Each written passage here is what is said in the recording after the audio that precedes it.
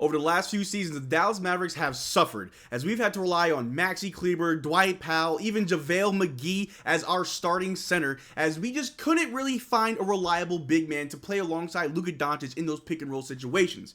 But after this season, after a very good draft pick in Derrick Lively and a very successful trade deadline in acquiring Daniel Gafford, we have the opportunity to have a historic moment with Luka Doncic having two generational bigs who just know how to play down low, that are excellent in a pick and roll situation, who are shooting the best at the rim over the entire league. And it is an amazing thing to have. And when you have Kyrie Irving, it's even better. So we're going to break that down in this video. We're also going to talk about Jermaine O'Neal and what he had to say about the legendary Dirk Nowitzki back in the day when they used to play, as well as an update with Luka Doncic's injury.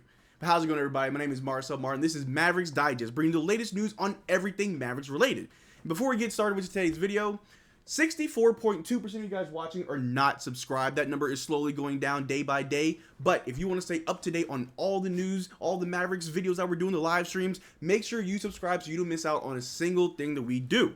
But like I said, the Dallas Mavericks and Luka Doncic are just going on a historic run with our bigs as we drafted Derrick Lively this year, who has just been playing out of his mind. If it weren't for those two aliens in Chet Holmgren and Victor Wembanyama, Derrick Lively could make a very strong case for Rookie of the Year, as he's being asked to just guard the best bigs across the league on a nightly basis as a starter. Well, recently coming off the bench, but to start the season, he was our starter, and he was doing a great job doing things that we were asking and begging of Dwight Powell, JaVale McGee back in the day. And it seems like that long problem that we've had has just gone away after the trade deadline when we got Daniel Gafford. And I showed this graphic the other day, but look right here. The field goal leaders across the league, 1 and 2, both played for the Dallas Mavericks. Daniel Gafford shooting 82% from the floor, and Derrick Lively shooting 77.5% from the floor.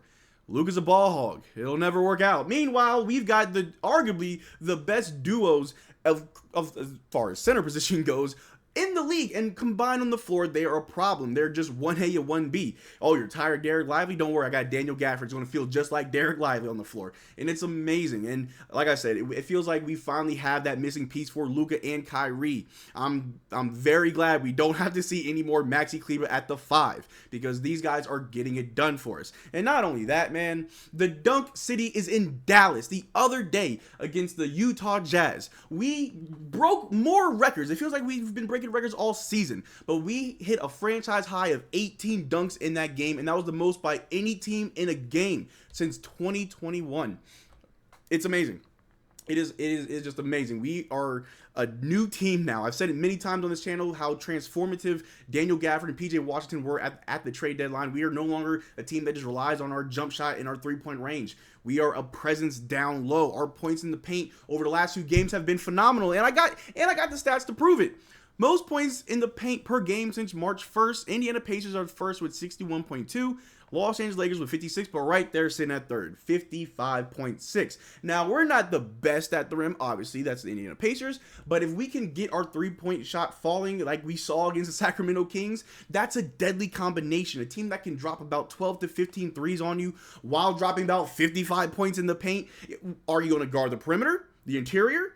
We can also shoot from the free throw line. We are a threat. We are a 3-tier threat across the league, and I'm just loving it. And I know you guys are loving it too, because these high-flying dunks, these lobs, the pick and roll. I mean, Kyrie Irving broke a record this season for the most dunks in a season for him. He had like 5 dunks all year. I feel like the majority of them came since the trade deadline.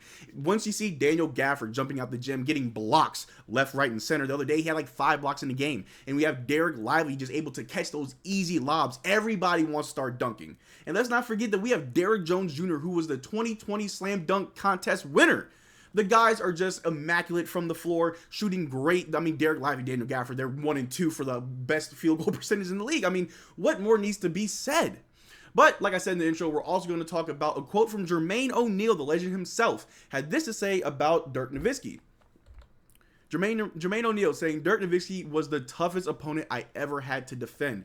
And I mean, Dirk Nowitzki was a problem. He was arguably one of the first stretch forwards or stretch bigs in the league to actually play that position very well. And Jermaine O'Neal being most infamously known as being a part of that Indiana Pacers team for that Malice in the Palace back in the day.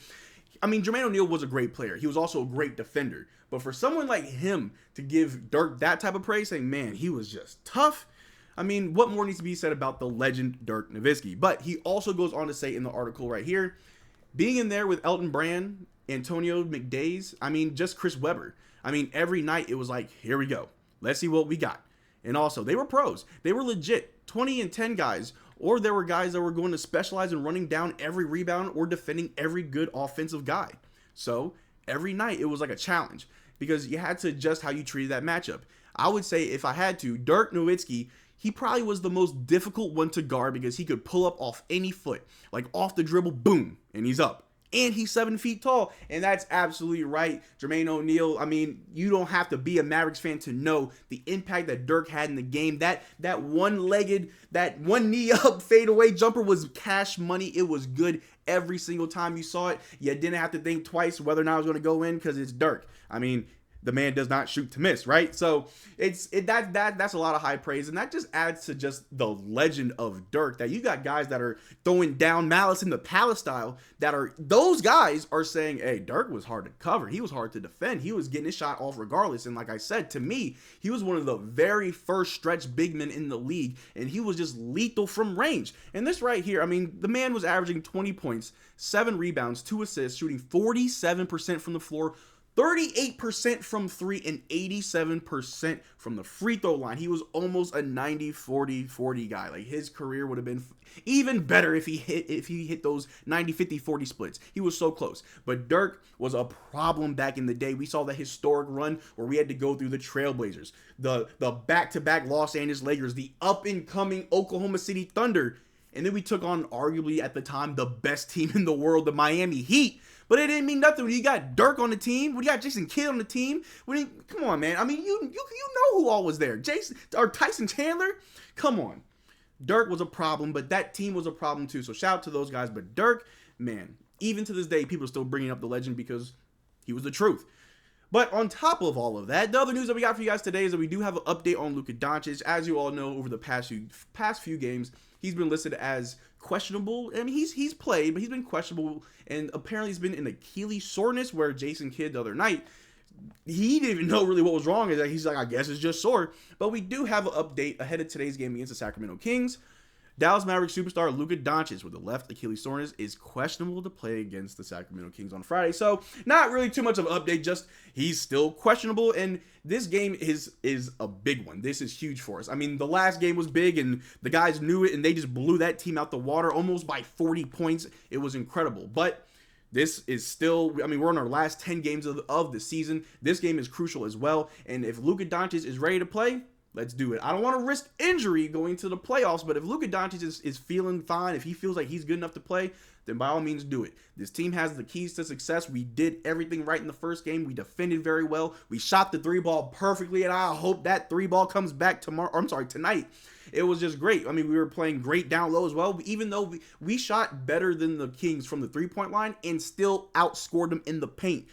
That's a threat. That's a playoff threat that we are now holding of that title. The Dallas Mavericks are amazing. I can say it a million times till I'm blue in the face, but the Dallas Mavericks are amazing. They are ready. They are here.